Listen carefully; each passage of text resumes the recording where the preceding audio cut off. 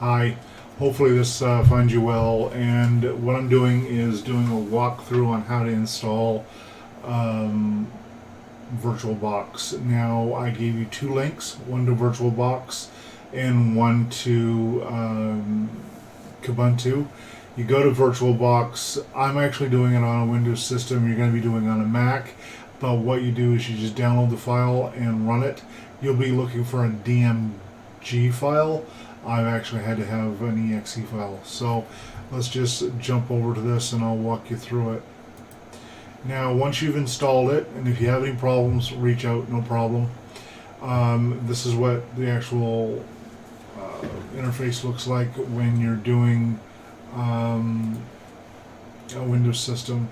So you go new, give it a name, test system. Funny enough, this is what I'm working off of.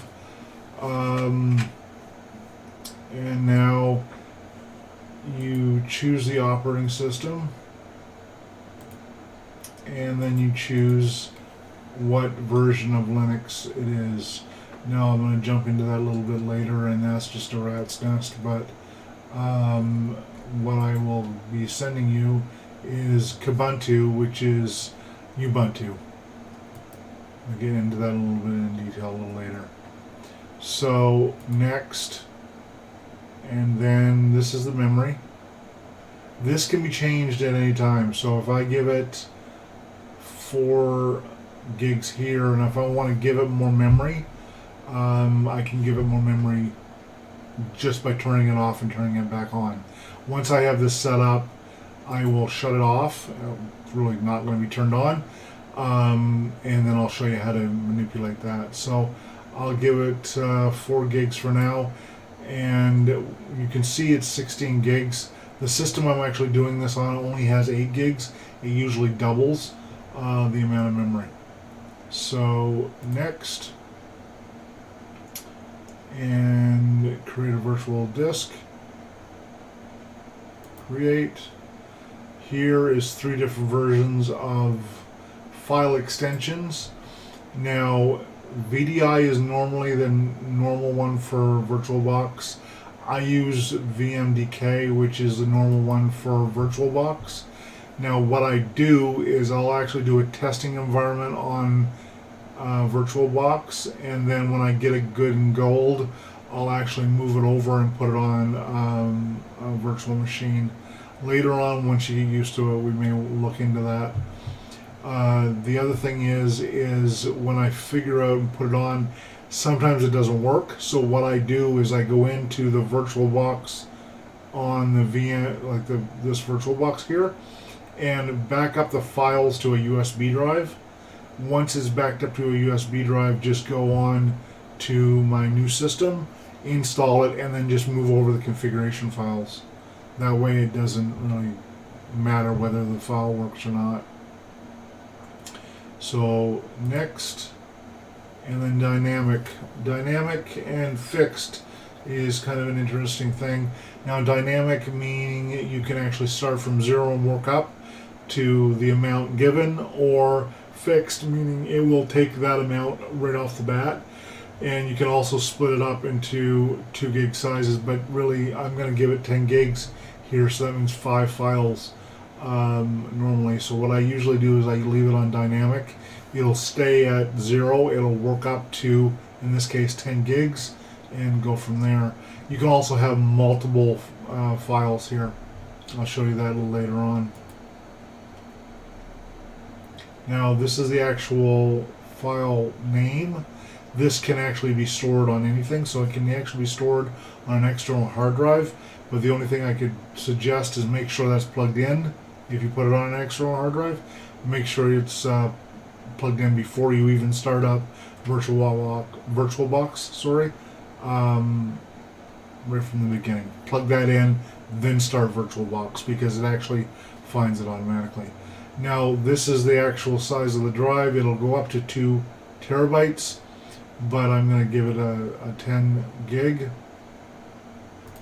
Create, and there you go. Now, if you wanted to give it more space or more memory, you click on System, and then you just drag this over, and here you go, right? So one thing I do is I click this off, and then I leave these two on, and that's about it right there.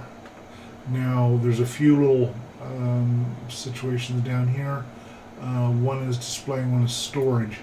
And the one is storage is it gives you a virtual CD-ROM, and this is the actual file. Like I said, I can actually make it a new one, so I can actually go down here, click this, and give it and add a disk, and make a new file. It will actually have an A and B drive or C and D drive in Windows form.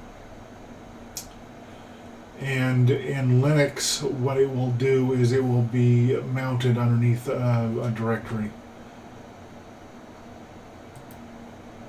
I suggest actually sticking with OneDrive until you understand how the actual file system works, and then once that is done, then you can add to it.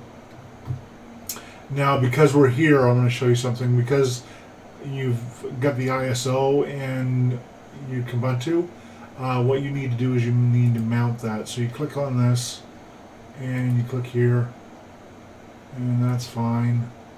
And what I want you to do is go into here. Okay, so this is going to be a little different. I want to delete. No, I don't want to delete. So click on this little button here, and this will tell you to choose the file. So wherever you've downloaded the file, this is where you've actually got to choose a virtual disk. So click on this, and then point it to wherever the ISO file is, usually in your downloads folder. Once this is done, when the actual system is started, it'll actually go to that ISO file, and then you can go through the whole process. If you want more of a detailed description, I can actually install Ubuntu on this and go from there. And I'll just follow through on this. Cancel. Once you hit OK, you're back to here. Now you can actually change your network status. It'll actually pick up an IP from your router. USBs work okay. Shared folders actually work better. What shared folders do is you actually dedicate a file or folder structure in your host operating system. In this case, I'm using Windows as a host operating system. And then you would say, okay, underneath my documents folder, I'll go test system and call that folder test system, and then share that folder here. So in the actual system, when you start it, it actually has test system folder mounted, so it's shared in between the both operating systems. So once that's gone, that's the easy part. Now let's jump back a little bit more. Now the problem is when you look at installing Linux, Linux is like an umbrella term. It is something like, okay, you drive a car. Now, do you drive, what type of car? Is it a 4-door? Is it a 2-door? Does it have a hatchback? Is it got, how many cylinders has it got? Things like that. So, like Ubuntu is the actual operating system. Ubuntu itself comes from Debian, but when you install Kubuntu, it's Kubuntu. So it's K is the desktop. So you can actually install Ubuntu and then install whatever desktop you want. So last time I checked, there was like 8 different desktops you can actually install. So what I usually do is I start out with Kubuntu, get used to that one, and then I can show you later on how to change the actual desktop so it's a different environment, a different feel. I can actually install one that looks pretty darn close to Mac, and you'll actually find a big difference actually you won't find a very big difference between the Mac control panel and Ubuntu's control panel now. Once that's done, that's just about it. Go through the whole process. Try it, see if you can break it. If you do, give me a shout. If you don't, congrats, and go from there.